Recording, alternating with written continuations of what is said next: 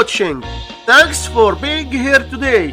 In this portion, we want to calculate 4,186 divided by 23.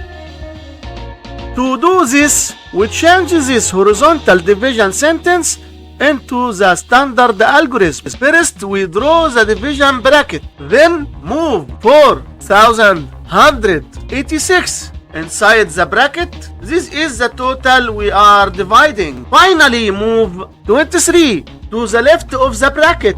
This is our divisor. The answer to our division will be written right here on top of the bracket. This is called the quotient. Let's look at the first digit of our number inside the house. Is this 4 big enough for 23 to fit inside? But in our case, we found that 23 is larger than 4. So we must take the next digit too. How many 23 are in 41?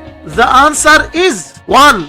Now multiply 1 by 23, which gives us 23. Draw line and subtract 41 minus 23, which leaves us with 18. Now we bring down the next digit, 8, and this makes our new number 188. How many 23 are in 188? The answer is 8. Now multiply 8 by 23, which gives us 184. Draw line and subtract 188 minus 184, which leaves us with 4. Now we bring down the next digit, 6, and this makes our new number 46. How many 23 are in 46?